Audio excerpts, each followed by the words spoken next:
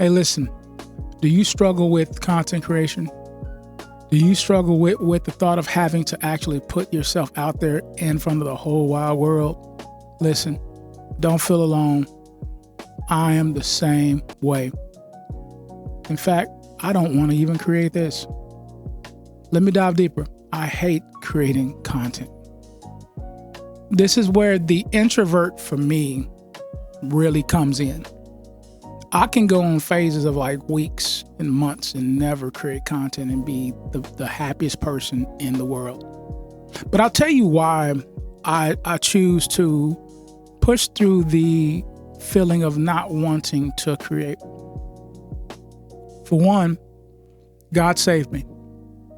And I believe that these gifts that He gives us are for a purpose, and more importantly, they're to bring Him glory.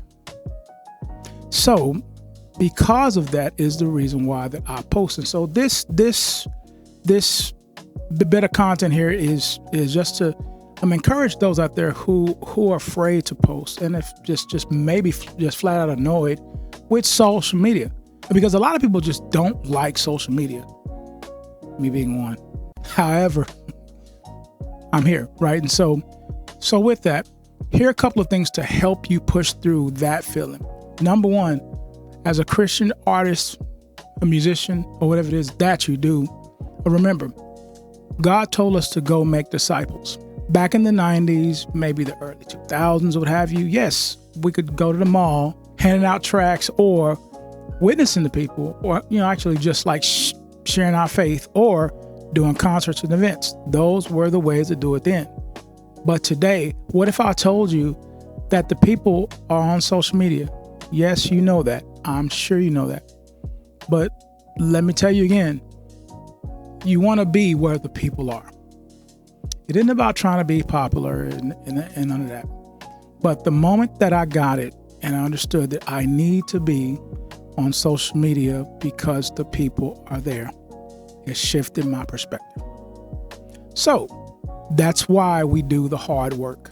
For me, it's learning to be comfortable with being uncomfortable, right? And so when you really think about that wonderful song that God gave you, there's a process that came with Him giving you that song.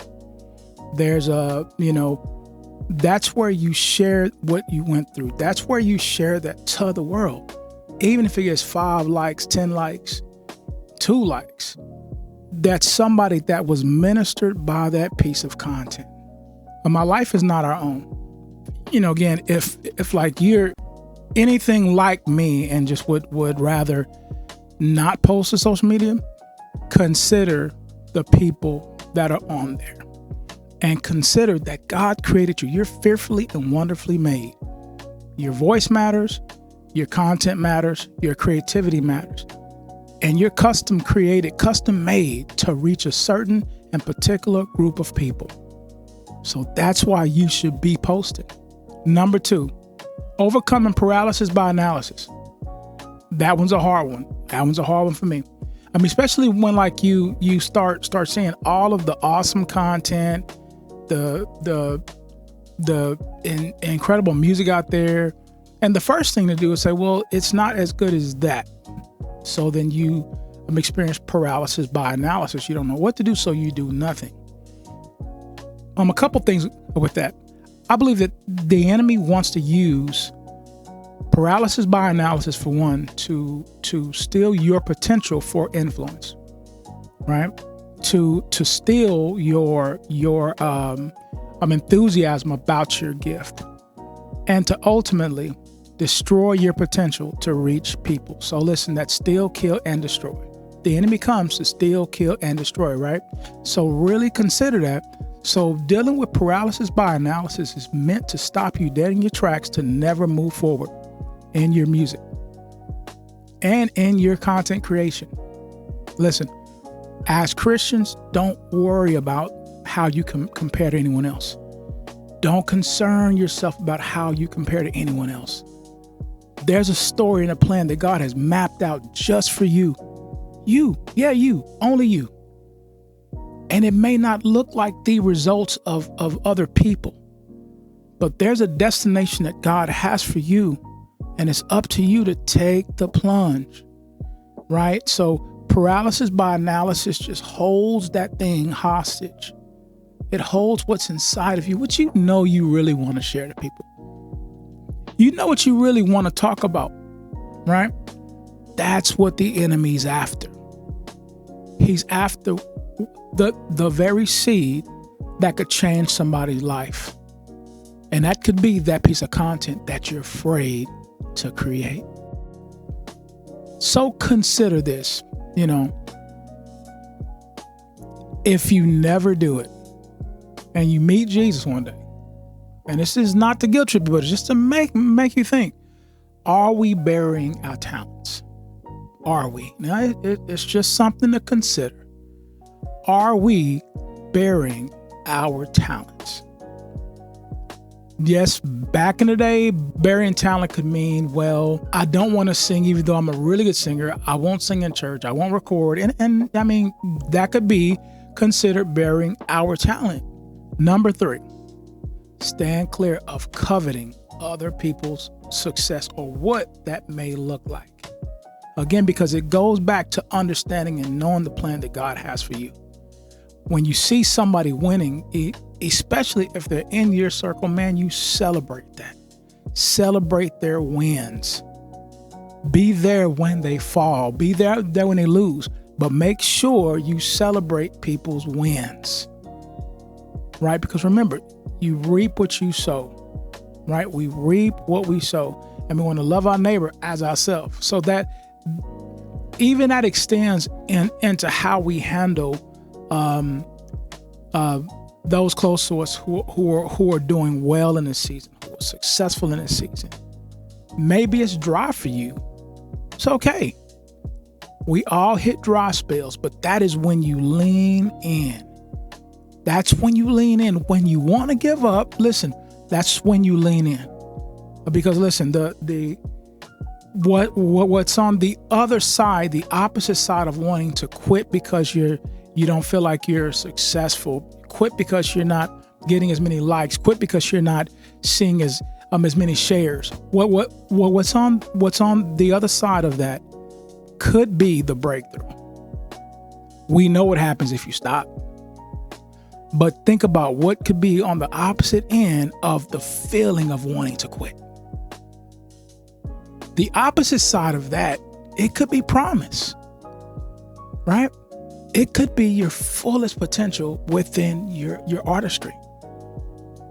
So look not to the left or right. Focus on what God has given you to do. Focus on the music that you're called to create. Focus on the content that you should be creating.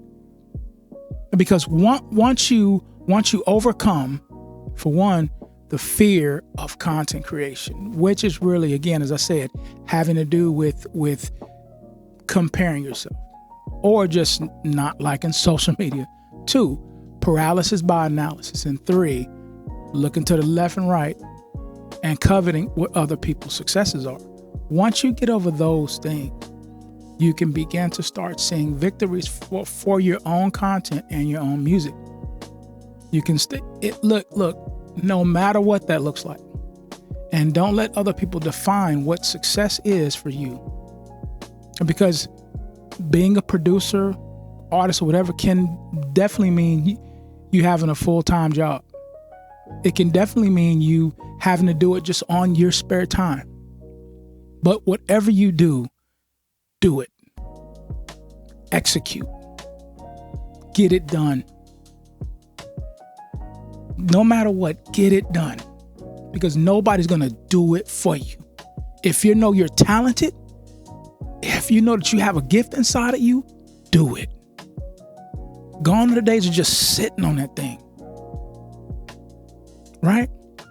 There's not enough you out there. It's just not. Let this motivate you.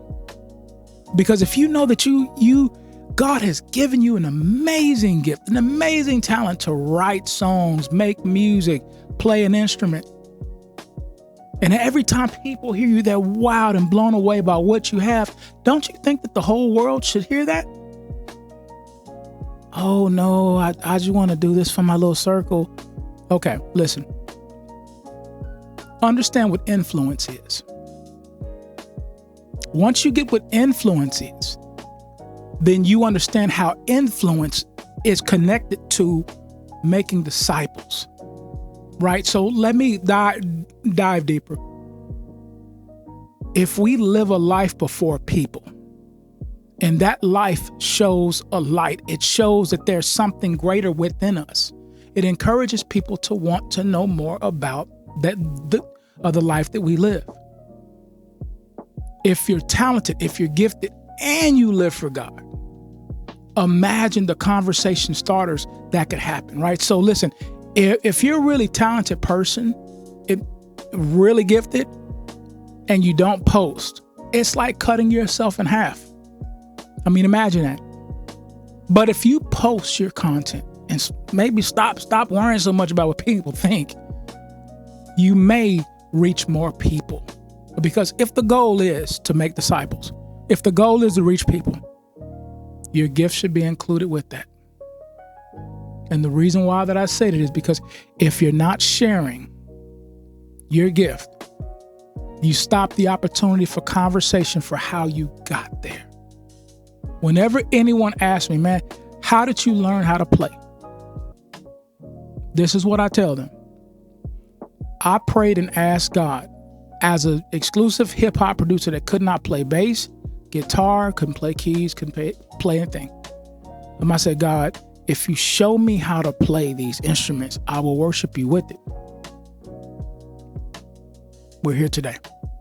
I said, God, if you show me how to use these cameras to shoot other people's videos, I'll worship you with it. This is how I honor him. I stutter. Clearly, you can see that.